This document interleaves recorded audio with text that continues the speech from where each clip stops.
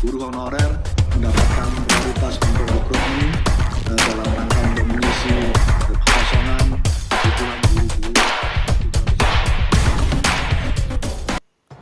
Selamat datang di channel Guru Mereka. Kembali kami akan memberikan video informasi seputar pendidikan di Indonesia. Dan kali ini kita akan bahas tentang sebuah kabar gembira tentunya untuk guru honorer. Dengan diterbitkannya Perpres nomor 98 tahun 2020. Di mana selama ini guru honorer kurang mendapatkan perhatian dari pemerintah. Bahkan ada yang sudah puluhan tahun mengabdi, bahkan juga sudah ada yang sangat tua atau uyur, hingga sekarang baru diturunkannya Perpres tersebut. Tapi bagaimana sebenarnya kinerja Perpres itu sendiri? Apakah guru honorer yang sudah berusia di atas 35 tahun atau boleh dibilang uzur akan mendapatkan prioritas dari pemerintah? Mari kita simak ulasan berikut ini. Izinkan saya menyampaikan beberapa background menyangkut soal isu guru honorer ini. Yang pertama, salah satu pokok masalah pendidikan di Indonesia adalah soal kesejahteraan guru. Termasuk di dalamnya adalah soal guru honorer ini. Ketika banyaknya sekolah dan kebutuhan terhadap guru menjadi sangat besar sekali. Dalam catatan kami, hampir ada sekitar 1,5 juta guru yang berstatus sebagai guru honorer, baik di sekolah negeri maupun mengabdi di sekolah swasta. Mengabdi di sekolah negeri berjumlah kurang lebih sekitar 750.000 guru honorer yang mengajar di sekolah-sekolah negeri kita di seluruh Indonesia. Ya, kalau dalam nomenklatur yang kita baca bahwa perbedaannya hanya pada konteks bahwa kalau pegawai P3K tidak mendapatkan dana pensiun. Selebihnya hampir setara, baik tunjangan, gaji dan seterusnya hampir sama. Nah, karena itu saya ingin mengajak dari berbagai forum diskusi kami menerima teman-teman guru honorer. Kami ingin ini bisa menjadi bagian dari skema yang bisa diterima oleh teman-teman guru honorer. Karena sekali lagi ini semangatnya adalah sebagai bagian cara solusi dari pemerintah untuk menyelesaikan kesejahteraan teman-teman guru honorer. Ya, dalam catatan kami dan melalui data dari Kemendikbud, kan kebetulan hampir 7 tahun ini terjadi moratorium rekrut guru. Nah, sebenarnya ada kebutuhan, ini di luar skema ASN ya, di luar skema P3K. Sebenarnya ada kebutuhan untuk rekrutmen guru 750 ribuan juga sebenarnya, Pak Sakri. Nah, saya berharap ada percepatan terhadap rekrutmen guru ini. Tentu sekali lagi, ketika menyangkut soal guru honorer yang sudah mengabdi lama dan tidak memenuhi kriteria karena soal umur dan seterusnya.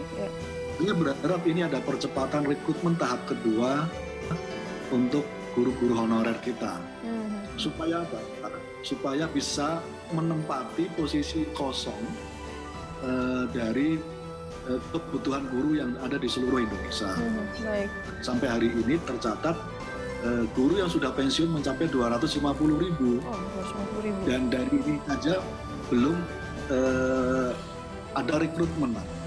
Nah, ini ada aspirasi dari teman-teman forum guru honorer di seluruh Indonesia. Sangat berharap ketika ada guru honorer yang jumlahnya begitu banyak, saya kira tidak ada salahnya ada afirmasi dari pihak pemerintah, tentu dengan melonggarkan berbagai aturan ya. Saya mengharapkan skema ini bisa didorong bahwa guru-guru honorer diprioritaskan dalam rangka untuk mengisi kebutuhan 750.000 guru di seluruh Indonesia. Saya kira memprioritaskan mereka bukan sesuatu yang salah.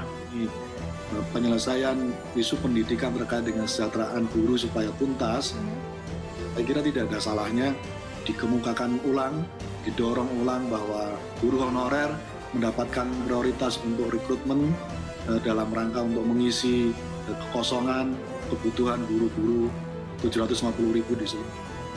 Ya tentu kalau berbasis kepada kebutuhan, dan ini sudah kami diskusikan dengan Kemendikbud, data ini juga dari Dapodik Kemendikbud, dengan Kementerian Birokrasi, PPN, dengan Kemendagri. Objektifnya memang Mbak Cakri ada kebutuhan sekitar rekrutmen 750.000. Jadi kalau ditanya kuotanya berapa untuk mengisi ini, gitu, jawabannya adalah 750.000 kebutuhan untuk mengisi guru di seluruh Indonesia.